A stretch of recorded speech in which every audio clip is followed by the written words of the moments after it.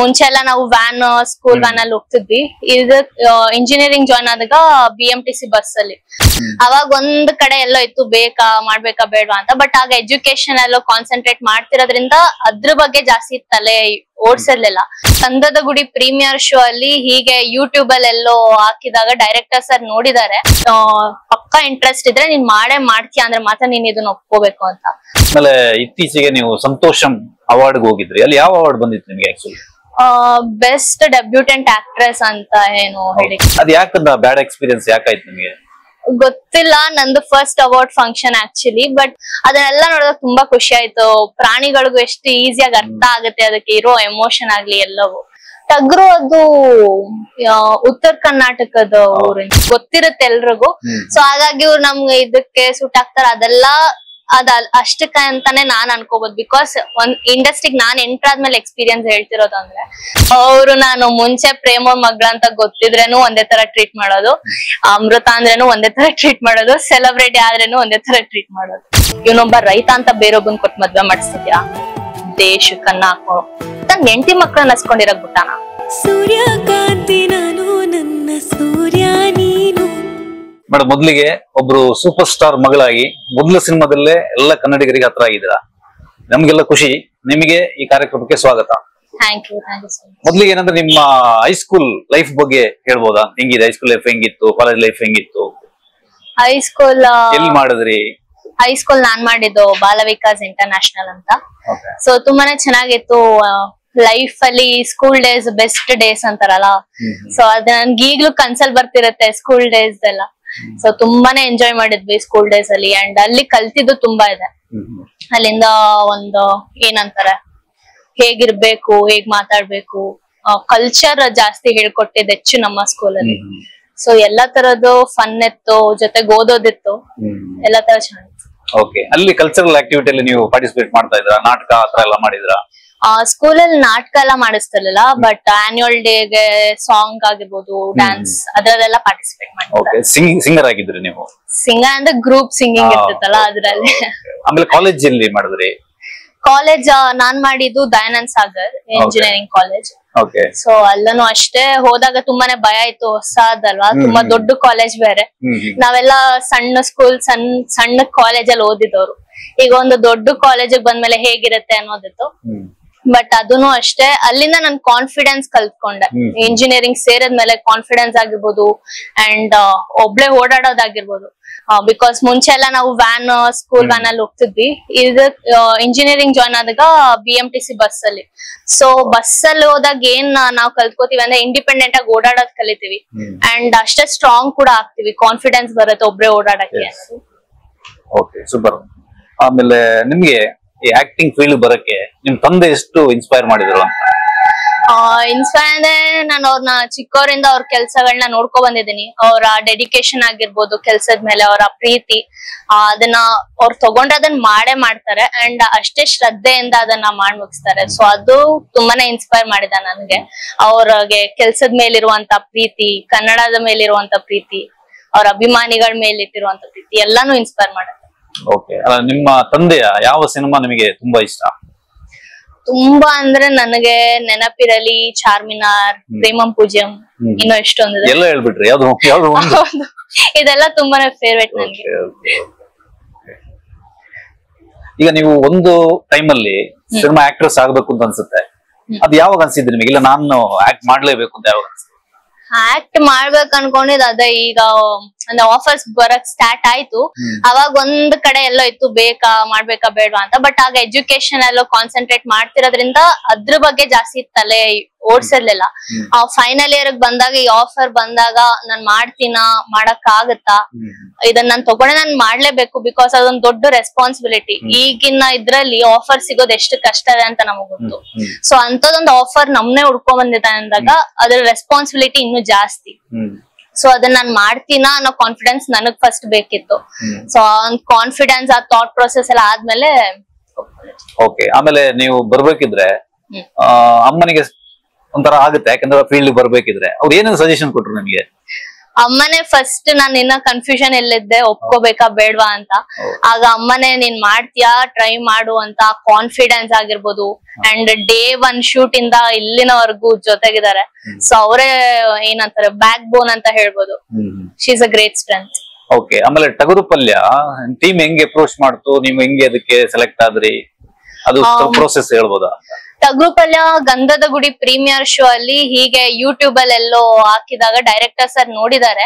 And ಅಲ್ಲಿ ನೋಡಿ ಆ ಕ್ಯಾರೆಕ್ಟರ್ ಸೂಟ್ ಆಗ್ತೀನಿ, ಆ ಇನ್ನೋಸೆನ್ಸ್ ಅಥವಾ ಏನಾಗಿರ್ಬೋದು ಅದ್ ಸೂಟ್ ಆಗ್ತೀನಿ ಅನ್ನೋದ್ರ ಮೇಲೆ ಅಪ್ಪನ ಅಪ್ರೋಚ್ ಮಾಡಿದ್ದಾರೆ, ಮಾಡಿಸ್ತೀರಾ ಅಂತ. ಸೊ ಅಪ್ಪನು ಕತೆ ಕೇಳಿ ಅಂಡ್ ಎಲ್ಲಾ ನೋಡಿ ನನಗ್ ಹೇಳಿದ್ರು, ಈ ತರದೊಂದು ಆಫರ್ ಬಂದಿದೆ, ನಿನಗ್ ಮಾಡಕ್ ಇಂಟ್ರೆಸ್ಟ್ ಇದ್ಯಾ ಅಂತ. ನಾನ್ ಇನ್ನು ಯೋಚನೆ ಮಾಡ್ತಿದ್ದೆ. ಅದಕ್ಕೆ ಅವ್ರು ಹೇಳಿದಿಷ್ಟೇ, ಫೋರ್ಸ್ ಅಂತೂ ಇಲ್ಲ, ನಿನಗ್ ಇಂಟ್ರೆಸ್ಟ್ ಪಕ್ಕಾ ಇಂಟ್ರೆಸ್ಟ್ ಇದ್ರೆ ನೀನ್ ಮಾಡ್ತೀಯ ಅಂದ್ರೆ ಮಾತ್ರ ನೀನ್ ಇದನ್ನ ಒಪ್ಕೋಬೇಕು ಅಂತ. ಸೊ ನಾನು ಅದ್ರ ಬಗ್ಗೆ ಯೋಚನೆ ಮಾಡಿ ಆಮೇಲೆ ಇದು ತುಂಬಾನೇ ಹೊಸದಲ್ವಾ ನನ್ಗೆ ಈ ಫೀಲ್ಡ್. ಸೊ ಆ ಸ್ಕ್ರಿಪ್ಟ್ ಏನಿದೆ ಅದನ್ನ ಕೊಟ್ಟು ಅದ್ರಲ್ಲಿ ವರ್ಕ್ಶಾಪ್ ಮಾಡಿಸಿ ಆ ಲ್ಯಾಂಗ್ವೇಜ್ ಮೇಲೆ ಆಗಿರ್ಬೋದು ಅಂಡ್ ಆ ಕ್ಯಾರೆಕ್ಟರ್ ಇದ್ರ ಮೇಲೆಲ್ಲ ವರ್ಕ್ಶಾಪ್ ಮಾಡಿ ಅದನ್ನ ಒಂದ್ಸತಿ ರಿಹರ್ಸಲ್ ಡೈರೆಕ್ಟರ್ ಮುಂದೆ. ಸೊ ಅವ್ರಿಗೆ ಇಷ್ಟ ಆಗಿ ಆಮೇಲೆ ನಡೆದಂಥದ್ದು. ಅಂದ್ರೆ ಪುನೀತ್ ಸರ್ ಆಶೀರ್ವಾದ ಇದೆ ನಿಮ್ಮ ಮೇಲೆ? ಹೌದು, ಖಂಡಿತ. ಅಲ್ಲಿಂದಾನೇ ಸ್ಟಾರ್ಟ್ ಆಗಿದ್ದಲ್ವಾ. ಸೊ ಖಂಡಿತ ಅಪ್ಪು ಸರ್ ಆಶೀರ್ವಾದ ಅಂತಾನೆ ಹೇಳ್ಬೋದು. ಅವ್ರಿಗೆ ನಮ್ ಜೊತೆ ಇಲ್ಲ, ನಿಮಗೆ ಏನ್ ಫೀಲ್ ಆಗುತ್ತೆ ಅಪ್ಪು ಸರ್ ಬಗ್ಗೆ? ತುಂಬಾನೇ ಬೇಜಾರಾಗುತ್ತೆ. ಬಟ್ ಅವ್ರ ಇಲ್ಲ ಅನ್ನೋದಕ್ಕಿಂತ ಅವ್ರು ಇದ್ದಾರೆ ಅಂತ ಅನ್ಸುತ್ತೆ. ಅವರ ಮೂವಿ ಡೈಲಾಗ್ ಇದೆಯಲ್ಲ, ಜೊತೆಗಿರದ ಜೀವ ಎಂದಿಗಿಂತ ಜೀವ ಅಂತ. ಸೊ ಅವ್ರೆಲ್ಲವತ್ತು ಜೊತೆಗೆ ಇದ್ದಾರೆ ಅನ್ನೋ ಫೀಲಿಂಗ್ ಇದ್ದೇ ಇರುತ್ತೆ. ಈಗ ಒಂದು ಸಿನಿಮಾ ಮಾಡಿದ್ರೆ ಒಂದು ಸಣ್ಣ ಎಕ್ಸ್ಪೀರಿಯನ್ಸ್, ಅದೇನ್ ಅನ್ಸ್ತು ನಿಮಗೆ ಇನ್ ಕನ್ನಡ ಇಂಡಸ್ಟ್ರಿ ಬಗ್ಗೆ? ಈ ಸಣ್ಣ ಎಕ್ಸ್ಪೀರಿಯನ್ಸ್ ನಾನು ತುಂಬಾನೇ ಕಲ್ತಿದೀನಿ. ಅಂಡ್ ಈ ಇಂಡಸ್ಟ್ರಿಗೆ ಬಂದಾಗ ಹೇಗಿರುತ್ತೆ ಅನ್ನೋದು ನನಗೆ ಗೊತ್ತಿರ್ಲಿಲ್ಲ. ಬಿಕಾಸ್ ನಾನು ಯಾವ ಸೆಲೆಬ್ರಿಟಿ ಶೋಗಾಗ್ಲಿ ಅಥವಾ ಸೆಲೆಬ್ರಿಟೀಸ್ ನ ಮೀಟ್ ಮಾಡಿದಾಗಿಲ್ಲ. ಸೊ ಫಸ್ಟ್ ಟೈಮ್ ನಾನು ಇವ್ರನ್ನೆಲ್ಲ ಮೀಟ್ ಆಗ್ತಿರೋದು ಅಂಡ್ ಅವ್ರ ಜೊತೆ ಕೆಲಸ ಮಾಡ್ಬೇಕು, ಕ್ಯಾಮ್ರಾ ಮುಂದೆ ನಿಂತು ಅವ್ರ ಜೊತೆ ಡೈಲಾಗ್ಸ್ ಹೇಳ್ಬೇಕು, ಇದೆಲ್ಲ ಇದ್ದಾಗ ಹೇಗ್ ಮಾಡ್ತೀನಿ ಅನ್ನೋದಿತ್ತು. ವರ್ಕ್ಶಾಪ್ ಅಲ್ಲಿ ನಾನು ಒಬ್ಳೆ, ಅಲ್ಲಿ ಅದು ಬೇರೆ, ಆ ಕಾನ್ಫಿಡೆನ್ಸ್ ಬೇರೆ. ಬಟ್ ಒಂದ್ಸತಿ ಕ್ಯಾಮ್ರಾ ಮುಂದೆ ನಿಂತು ಇಡೀ ಸೆಟ್ ಅಲ್ಲಿ ಅಷ್ಟು ಜನರ ಮಧ್ಯೆ ನಿಂತಾಗ ಅದೊಂದು ಒಳಗಡೆ ಭಯ ಇದ್ದೇ ಇರುತ್ತೆ. ಬಟ್ ಆ ಭಯದಲ್ಲೂ ಆ ಕಾನ್ಫಿಡೆನ್ಸ್ ಇಂದ ಮಾಡೋದಕ್ಕೆ ಸಾಧ್ಯ ಆಗಿದ್ದು ಇಡೀ ಟೀಮ್ ಇಂದ ಅಂತ ಹೇಳ್ಬೋದು. ಇಡೀ ಟೀಮ್, ನಮ್ ಡೈರೆಕ್ಟರ್ ಇಂದ ಹಿಡಿದು ನಾಗಭೂಷಣ್ ಸರ್ ಆಗಿರ್ಬೋದು, ರಂಗಾಯಣ ರಘು ಸರ್, ತಾರಮ್ಮ, ಇಡೀ ಸೆಟ್ ಅಷ್ಟು ಕಂಫರ್ಟ್ ಅಂಡ್ ಆ ಸ್ಪೇಸ್ ಕೊಟ್ರು. ಅಂಡ್ ನಾವು ಶೂಟ್ ಮಾಡಿದಂತ ಲೊಕೇಶನ್ ಕೂಡ ಅಲ್ಲಿ ನೆಟ್ವರ್ಕ್ ಇರ್ಲಿಲ್ಲ. ಅಂಡ್ ದಿನ 10 ಇಳಿದು ಎಲ್ರು ಅಲ್ಲೇ ಇರ್ತಿದ್ವಿ ಆ ಶೂಟ್ ಲೊಕೇಶನ್ ಬೆಳಗಿಂದ ಸಂಜೆ ತನಕ. ಸೊ ಅದೊಂಥರ ಫ್ಯಾಮಿಲಿನೇ ಆಗೋಗಿತ್ತು. ಎಲ್ರು ಅಕ್ಕಪಕ್ಕದಲ್ಲೇ ಮಾತಾಡ್ಬೇಕು, ಇನ್ನೇನ್ ಫೋನ್ ನೆಟ್ವರ್ಕ್ ಇರಲ್ಲ, ನೀವ್ ಫೋನ್ ನೋಡ್ತಾ ಕೂರ್ತೀನಿ ಅಂದ್ರೆ. ಆ ತರ ಒಂದು ಬಾಂಡಿಂಗ್ ಕ್ರಿಯೇಟ್ ಆಯ್ತು. ಸೊ ಆ ಬಾಂಡಿಂಗ್ ಕ್ರಿಯೇಟ್ ಆಗಿದ್ರಿಂದ ಅದು ನನಗ್ ತುಂಬಾನೇ ಹೆಲ್ಪ್ ಆಯ್ತು. ಸೊ ಆ ಕಂಫರ್ಟ್, ಆ ಸ್ಪೇಸ್, ಆ ಡೈಲಾಗ್ ಹೇಳಕ್ ಕಾನ್ಫಿಡೆನ್ಸ್ ಎಲ್ಲಾನು ಇಡೀ ಟೀಮ್ ಇಂದ ಸಾಧ್ಯ ಅಂತ. ಆಮೇಲೆ ಇತ್ತೀಚೆಗೆ ನೀವು ಸಂತೋಷಂ ಅವಾರ್ಡ್ ಹೋಗಿದ್ರಿ, ಅಲ್ಲಿ ಯಾವ ಅವಾರ್ಡ್ ಬಂದಿತ್ತು ನಿಮಗೆ? ಆಕ್ಚುಲಿ ಬೆಸ್ಟ್ ಡೆಬ್ಯೂಟೆಂಟ್ ಆಕ್ಟ್ರೆಸ್ ಅಂತ ಏನು ಹೇಳಿ, ಬಟ್ ಅವಾರ್ಡ್ ರಿಸೀವ್ ಮಾಡಕ್ ಆಗಿಲ್ಲ. ಇಲ್ಲ, ಯಾರು ರಿಸೀವ್ ಮಾಡ್ಲಿಲ್ಲ. ಅದ್ ಯಾಕಂದ ಬ್ಯಾಡ್ ಎಕ್ಸ್ಪೀರಿಯನ್ಸ್ ಯಾಕಾಯ್ತು ನಿಮಗೆ? ಗೊತ್ತಿಲ್ಲ. ನಂದು first award function actually, but ಅಲ್ಲಿ ಸ್ವಲ್ಪ ಆರ್ಗನೈಸೇಷನ್ ಸರಿ ಇರ್ಲಿಲ್ಲ ಅಂತ ಕೇಳ್ಪಟ್ವಿ. ಈಗ ಟಗರು ಪಲ್ಯಕ್ಕೆ ಏನು ಸ್ಪೆಷಲ್ ಪ್ರಿಪರೇಷನ್ ಮಾಡ್ಕೊಂಡ್ರಿ ನೀವು? ಟಗರು ಪಲ್ಯಕ್ಕೆ ಸ್ಪೆಷಲ್ ಪ್ರಿಪರೇಷನ್ ಅಂದ್ರೆ ಅದ್ರ ಭಾಷೆ ಅಂಡ್ ಹಳ್ಳಿ ಹುಡುಗಿಯ ಒಂದು ಪಾತ್ರ ಆಗಿರೋದ್ರಿಂದ ಆ ಕ್ಯಾರೆಕ್ಟರ್ ಹೇಗಿರುತ್ತೆ ಅಂಡ್ ಅವಳ ಬಾಡಿ ಲ್ಯಾಂಗ್ವೇಜ್ ಹೇಗಿರುತ್ತೆ, ಅವಳು ಯಾವ ತರ ಮಾತಾಡ್ತಾಳೆ, ಅವಳಿಗೆ ಏನ್ ಇಷ್ಟ ಇಲ್ಲ, ಇದೆಲ್ಲದ್ರ ಮೇಲೂ ಅಂದ್ರೆ ಒಂದಷ್ಟು ಅಲ್ಲ, ಅವ್ರವ್ರದೇ ಏನೇನೋ ನಡೀತಿರುತ್ತೆ. ಬಟ್ ಇವಳಿಗೆ ಒಂಥರ ಈ ಕಡೆ ಅಪ್ಪಂದ ಒಂದು ಎಮೋಷನ್ ಆಗಿರ್ಬೋದು, ಈ ಕಡೆ ಚಿಕ್ಕ ಯಾವ್ದ್ರ ಬಗ್ಗೆ ಯೋಚನೆ ಮಾಡ್ಬೇಕು, ಹೇಗ್ ಇವ್ರಿಗೆಲ್ಲ ತಿಳ್ಸೋದು ಅನ್ನೋ ಇದ್ರ ಮೇಲೆ ಇರ್ತಾಳೆ. ಅದು ಅವಳು ಯಾರ ತಾನು ಹೇಳ್ಕೊಳಕ್ಕೂ ಆಗ್ತಿರಲ್ಲ. ಸೊ ಅವಳ್ದೊಬ್ಳುದೇ ಒಂದು ಜಂಜಾಟ ನಡೀತಾರೆ. ಬಟ್ ಫಸ್ಟ್ ಸಿನಿಮಾದಲ್ಲೇ ನೀವು ಕ್ಲೈಮ್ಯಾಕ್ಸ್ ಅಲ್ಲಿ ಅದ್ಭುತವಾಗಿ ಪರ್ಫಾರ್ಮ್ ಮಾಡಿದ್ರಿ, ಅದು ಹೇಗ್ ಸಾಧ್ಯ ಆಯ್ತು? ಅದೇ ಹೇಳದ್ನಲ್ಲ, ಇಡೀ ಟೀಮ್, ಟಗರು ಪಲ್ಯ ಟೀಮ್, ಎಸ್ಪೆಷಲಿ ನಮ್ಮ ಡೈರೆಕ್ಟರ್ ಸರ್ ಆಗಿರ್ಬೋದು, ಡಾಲಿ ಧನಂಜಯ್ ಸರ್ ಆಗಿರ್ಬೋದು, ಅವರೆಲ್ಲ ಕೊಟ್ಟಂತ ಕಾನ್ಫಿಡೆನ್ಸ್ ಅವ್ರಿಗೆ ಅಷ್ಟು. ಈಗ ಒಬ್ರು ಪರ್ಫಾರ್ಮ್ ಮಾಡ್ಬೇಕು ಅಂದ್ರೆ ಎದುರುಗಡೆ ಇರೋರ್ಗೆ ಅಷ್ಟೇ ಕಾನ್ಫಿಡೆನ್ಸ್ ನಮ್ಮ ಮೇಲೆ ಇರ್ಬೇಕು. ಆ ಕಾನ್ಫಿಡೆನ್ಸ್ ಇನ್ನೂ ನಮ್ಗೆ ಓಕೆ, ಅವ್ರು ನಮ್ಮ ಮೇಲೆ ಇಷ್ಟು ನಂಬಿಕೆ ಇಟ್ಟಿದ್ದಾರೆ, ನಾವ್ ಇದನ್ನ ಇನ್ನೂ ಚೆನ್ನಾಗ್ ಮಾಡ್ಬೇಕು, ಬೆಟರ್ ಮಾಡ್ಬೇಕು ಅಂತ ಡೇ ಬೈ ಡೇ ವರ್ಕ್ಶಾಪ್ ಆಗಿ. ಅಂಡ್ ನಮ್ಮ ಟ್ರೈನರ್ ಯಶಸ್ವಿನಿ ನಾಚಪ್ಪ ಅಂತ, ಸೊ ಅವರು ಕೂಡ ಒಂದ್ 10 ದಿನ ಗ್ಯಾಪ್ ಇದ್ದಿದ್ದು ಅಷ್ಟೇ ಶೂಟಿಂಗ್ ಸ್ಟಾರ್ಟ್ ಆಗಕ್ಕೆ. ಅಷ್ಟ್ರಲ್ಲಿ ಏನೇನ್ ಪ್ರಿಪರೇಷನ್ ಬೇಕು, ಬೇಸಿಕ್ ಇಂದ ಹಿಡಿದು ಆ ಸ್ಕ್ರಿಪ್ಟ್ ಏನ್ ಬೇಕು ಎಲ್ಲಾನು ಪ್ರಿಪೇರ್ ಮಾಡಿದ್ರು ಅಷ್ಟು ಕಡಿಮೆ ಸಮಯದಲ್ಲಿ. ಸೊ ಇದೆಲ್ಲ ಸಾಧ್ಯ ಆಗಿದ್ ಇವರಿಂದ ಅಂತ ಹೇಳ್ಬೋದು. ಓಕೆ, ಅದೇ ಸಿನಿಮಾದಲ್ಲಿ ಆ ಟಗರನ್ನ ಕಡಿಯಕ್ ಹೋಗ ನಿಮ್ ಎಕ್ಸ್ಪ್ರೆಷನ್ ನೋಡಿದ್ರೆ ನಿಮಗೆ ಇಷ್ಟ ಇಲ್ಲ ಅಂತ ಅನ್ಸುತ್ತೆ, ಪ್ರಾಣಿ ಹಿಂಸೆ ನಿಮ್ಗೆ ಇಷ್ಟ ಇಲ್ಲ ಅಂತ. ನಿಜ ಜೀವನದಲ್ಲಿ ನೀವು vegetarian non vegetarian? Non vegetarian. ತಿಂತೀರಿ, ಎಲ್ಲ ತಿಂತೀರಿ. Okay okay. ಆ ಸೀನಲ್ಲಿ ಏನ್ ಅನ್ಸ್ತು ಪರ್ಟಿಕ್ಯುಲರ್ ನಿಮಗೆ? ನನಗೆ ಟಗ್ರ ಜೊತೆ ಅಂದ್ರೆ ಟಗ್ರ ನನ್ ಫಸ್ಟ್ ಟೈಮ್ ನೋಡಿದ್ದು ಅಂಡ್ ಅದ್ರ ಎಮೋಷನ್ ಏನಿದೆ ಸೆಟ್ ಅಲ್ಲಿ ಅದು ಫಸ್ಟ್ ಬಂದಾಗ ಓಕೆ ಅದಕ್ಕೆ ಸ್ವಲ್ಪ ಹಿಂಸೆ ಆಗ್ತಿತ್ತು ಅದೆಲ್ಲ ಓಕೆ, ಬಟ್ ಅದು ಹೋಗ್ತಾ ಹೋಗ್ತಾ ನಮ್ ಜೊತೆ ಎಷ್ಟು ಚೆನ್ನಾಗಿ ಅಡ್ಜಸ್ಟ್ ಆಯ್ತು ಅಂಡ್ ಅದನ್ನು ಕ್ಯಾಮ್ರಾಗೆ ಎಷ್ಟು ಕೋಆಪರೇಟ್ ಮಾಡ್ತಿತ್ತು ಅದನ್ನೆಲ್ಲ ನೋಡಿದಾಗ ತುಂಬಾ ಖುಷಿ ಆಯ್ತು. ಪ್ರಾಣಿಗಳಿಗೂ ಎಷ್ಟು ಈಸಿಯಾಗಿ ಅರ್ಥ ಆಗುತ್ತೆ ಅದಕ್ಕೆ ಇರೋ ಎಮೋಷನ್ ಆಗ್ಲಿ ಎಲ್ಲವೂ. ಅದು ಆ ಪರ್ಟಿಕ್ಯುಲರ್ ಸೀನ್ ಇದ್ದು ಟಗ್ರು ತಲೆ ಹೋದ್ರದೆ ಇಲ್ಲಿ ಒಕ್ಕೆ ಆಗುತ್ತೆ ಮದ್ವೆ ಆಗುತ್ತೆ ಅನ್ನೋದ್ ಮೇಲೆ. ಸೊ ಆ ಸೀನ್. ಓಕೆ. ಟಗರು ಎಲ್ಲಿದೆ ಅದು ಏನಾದ್ರು ಐಡಿಯಾ ಇದೆಯಾ? ಟಗ್ರು ಅದು ಉತ್ತರ ಕರ್ನಾಟಕದ ಊರಿಂದ 7 ಸ್ಟಾರ್ಸ್ ಸೇಫ್ ಆಗಿದೆ, ಕರ್ದಿಲ್ಲ ನಾವು. ಅದು ದೇವ್ರದು ನಮ್ಮ ಚಿತ್ರದಲ್ಲಿ.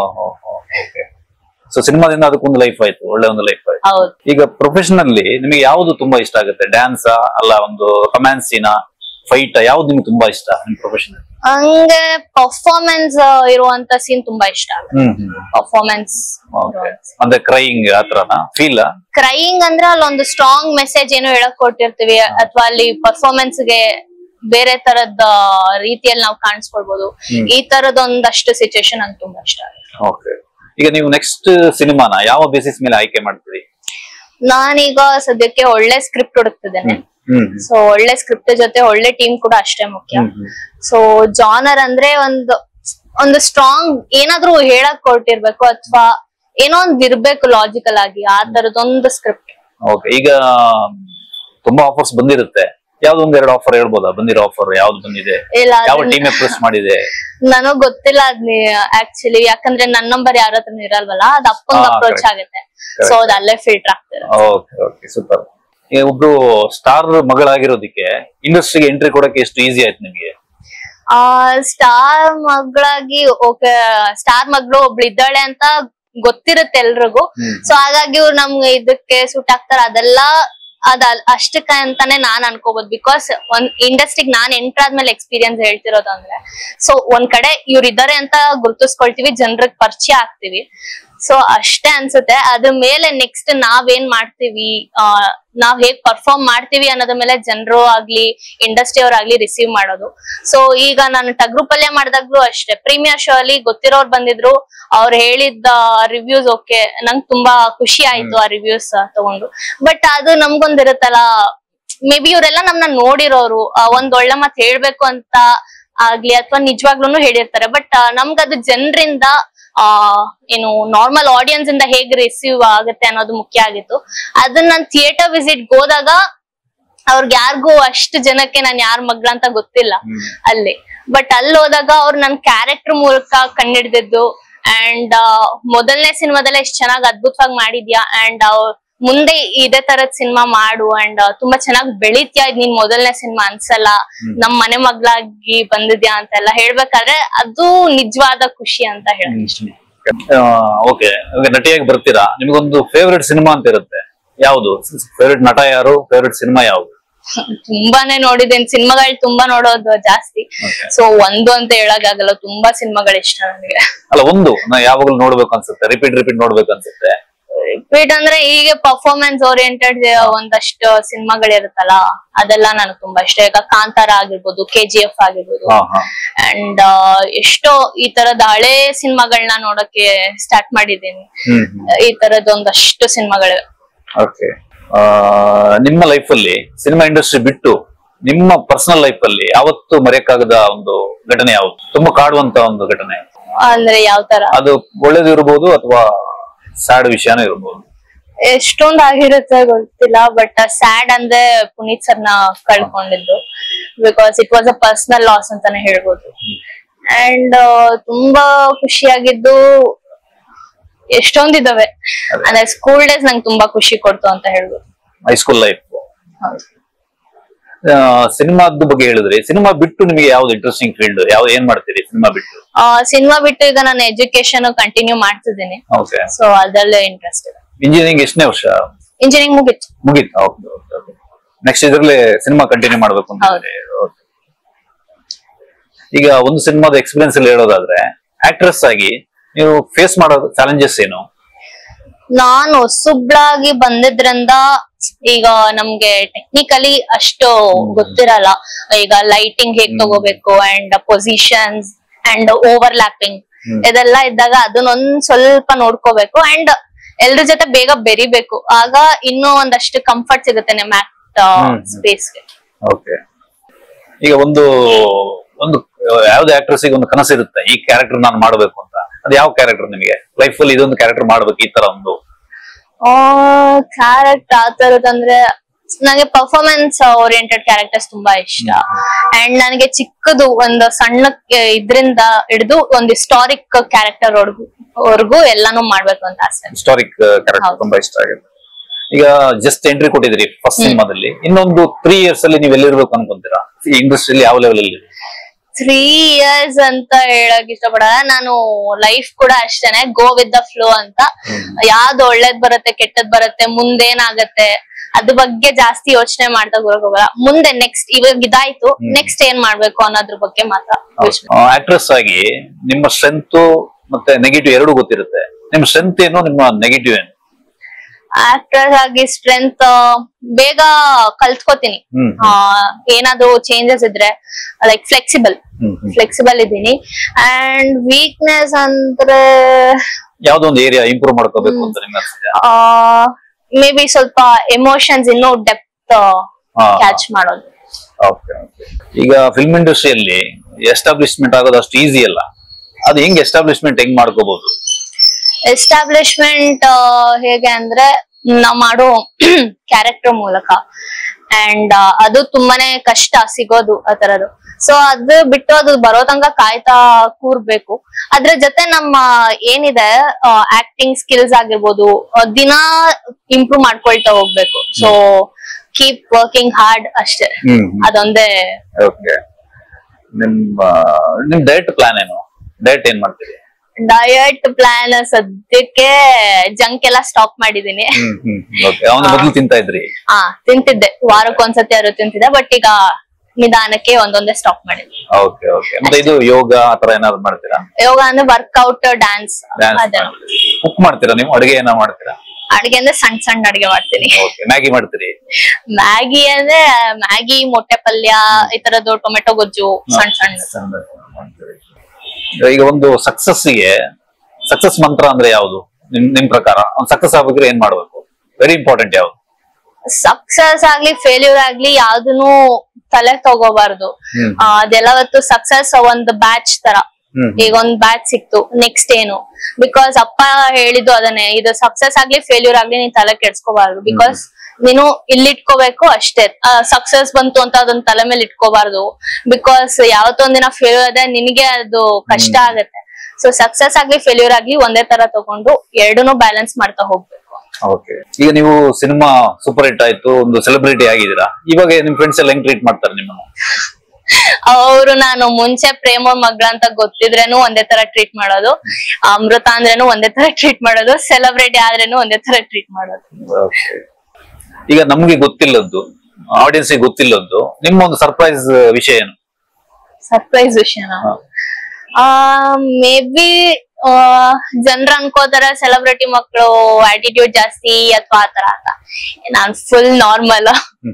ಅಂಡ್ ಏನ್ ಅನ್ಕೋತಾರ, ದೊಡ್ಡ ಹೋಟ್ಲಲ್ಲೇ ತಿನ್ನಕ್ ಇಷ್ಟ ಪಡೋದು, ಪಿಜ್ಜಾ ಬರ್ಗರ್ ತಿನ್ನೋದು, ಹಂಗೇನಿಲ್ಲ. ನಾವ್ ರಾಗಿ ಮುದ್ದೆನೂ ತಿಂತೀವಿ, ಪಾನಿಪುರಿನೂ ತಿಂತೀವಿ ಎಲ್ಲ. ಈಗ ಯಾವ ಡೈರೆಕ್ಟರ್ ಜೊತೆ ನಿಮಗೆ ಕೆಲಸ ಮಾಡ್ಬೇಕು ಅಂತ ಆಸೆ ಇದೆ? ಎಲ್ಲಾ ಡೈರೆಕ್ಟರ್ಸ್ ಜೊತೆನೂ ಕೆಲಸ ಮಾಡ್ಬೇಕಂತ ಆಸೆ ಇದೆ. ಪರ್ಟಿಕ್ಯುಲರ್ಲಿ ಇವ್ರ ಹತ್ರ ಮಾಡ್ಬೇಕಪ್ಪ? ಪರ್ಟಿಕ್ಯುಲರ್ಲಿ ತುಂಬಾ ಜನ ಇದಾರೆ, ಒಂದಂತ ಹೇಳಕ್ ಆಗಲ್ಲ. ಒಬ್ರದ್ದು ಹೇಳಿ, ಯಾರದು ಒಬ್ರದ್ದು? ಅದೇ ಹೇಳ್ತೀವಿ, ಎಷ್ಟೊಂದ್ ಜನ ಇದಾರೆ. ಈಗ ಒಬ್ರಂತ ಹೇಳಿದ್ರೆ ಅವ್ರ ಒಬ್ರು. ಪ್ರಶಾಂತ್ ನೀಲ್ ಹತ್ರ ಮಾಡ್ಬೇಕು ಆತರ ಏನಾಗಿದೆ? ಈಗ ನಿಮಗೆ ಒಂದು ಶೂಟಿಂಗ್ ಬ್ರೇಕ್ ಅಂತ ಸಿಗುತ್ತೆ ಅಂತ ತಿಳ್ಕೊಳ್ಳಿ. ಶೂಟಿಂಗ್ ಬ್ರೇಕ್ ಸಿಗುತ್ತೆ, ಒಂದು 5 ನಿಮಿಷ ಬ್ರೇಕ್ ಸಿಗುತ್ತೆ. ಅವಾಗ ಏನ್ ಮಾಡ್ತೀನಿ? ಅವಾಗ ಜೊತೆಲಿ ಯಾರಾದ್ರೂ ಇದ್ರೆ ಮಾತಾಡ್ಕೊಂಡ್ ಕುತ್ಕೊಳ್ತೀನಿ, ಇಲ್ಲ ಅಂದ್ರೆ ನಿದ್ದೆ ಮಾಡ್ತೀರಿ. 5 ನಿಮಿಷ ನಿದ್ದೆ ಮಾಡ್ಬಿಡ್ತೀರಿ. ಈಗ ಸಿನಿಮಾ ಇಂಡಸ್ಟ್ರಿಗೆ ನೀವು ಬಂದಿಲ್ಲ ಅಂದ್ರೆ ಏನಾಗ್ತಾ ಇದ್ರಿ, ಏನ್ ಮಾಡ್ತಾ ಇದ್ರಿ? ಈಗ ಒಂದು ಆಕ್ಚುಲಿ ಪ್ಲೇಸ್ಮೆಂಟ್ ಕೂಡ ಆಗಿತ್ತು, ಆ ಕೆಲಸದಲ್ಲಿ ಇರ್ತದೆ. ಪ್ಲೇಸ್ಮೆಂಟ್ ಆಗಿತ್ತು. ಈಗ ಟಗರು ಪಲ್ಯ ಅಂತೂ ಒಂದು ಡೈಲಾಗ್ ನೆನಪಿದೆಯಾ ನಿಮಗೆ? ಹೇಳ್ಬೋದಾ ಯಾವ್ದಾದ್ರು ಒಂದು ಡೈಲಾಗ್? ರೈತರ ಬಗ್ಗೆ ಡೈಲಾಗ್. ಇವನೊಬ್ಬ ರೈತ ಅಂತ ಬೇರೊಬ್ಬನ್ ಕೊಟ್ಟು ಮದ್ವೆ ಮಾಡಿಸ್ತಿದ್ಯಾ? ದೇಶಕ್ಕನ್ನ ಹಾಕೋ ತನ್ನ ಹೆಂಡತಿ ಮಕ್ಕಳನ್ನ ಹಸ್ಕೊಂಡಿರಕ್ ಬಿಟ್ಟಾನ. ಸೂಪರ್. ಈಗ ನಿಮ್ ಕ್ಯಾರೆಕ್ಟರ್ ಬರೋದಾದ್ರೆ ನೆಗೆಟಿವ್ ಕ್ಯಾರೆಕ್ಟರ್ ಬಂದ್ರೆ ನೀವು ಮಾಡ್ತೀರಾ? ಅದ ಹೇಗಿದೆ ಸ್ಕ್ರಿಪ್ಟ್ ಜೊತೆ ಅದ್ರ ಏನು ಪರ್ಫಾರ್ಮೆನ್ಸ್ ಹೇಗಿದೆ ಅಂಡ್ ಅದ ನೆಸೆಸಿಟಿ ಎಷ್ಟಿದೆ ಅನ್ನೋದ್ರ ಮೇಲೆ ಡಿಪೆಂಡ್. ಹೀರೋಯಿನ್ ಮಾತ್ರ ನೀವು ವೆಯ್ಟ್ ಮಾಡ್ತಾ ಇಲ್ಲ, ಬೇರೆ ಕ್ಯಾರೆಕ್ಟರ್ ಗಳನ್ನು ಮಾಡ್ತೀರಿ?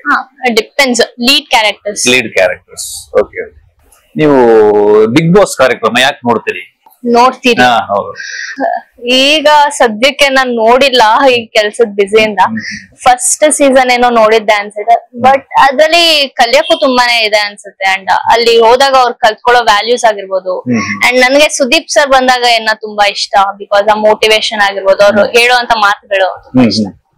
ಬಿಗ್ ಬಾಸ್ ಗೆ ನಿಮಗೆ ಅವಕಾಶ ಸಿಕ್ಕರೆ ಹೋಗ್ತೀರಾ? ಈಗ ನಿಮಗೆ ಕಾಲ್ ಬರುತ್ತೆ ಬಿಗ್ ಬಾಸ್ ಬನ್ನಿ, ಹೋಗಲ್ಲ? ಯಾಕೆ ಹೋಗಲ್ಲ? ಗೊತ್ತಿಲ್ಲ, ನಾನಲ್ಲಿ ಇರಕ್ ಆಗಲ್ಲ. ಅದು ಯಾಕೆ? ಕಷ್ಟ ಆಗುತ್ತೆ? ನನಗ್ ತುಂಬಾ ಕಷ್ಟ ಆಗುತ್ತೆ ಅಲ್ಲಿರೋದಕ್ಕೆ. ಅಮ್ಮನ್ನ ಬಿಟ್ಟಿರಕ್ಕೆ.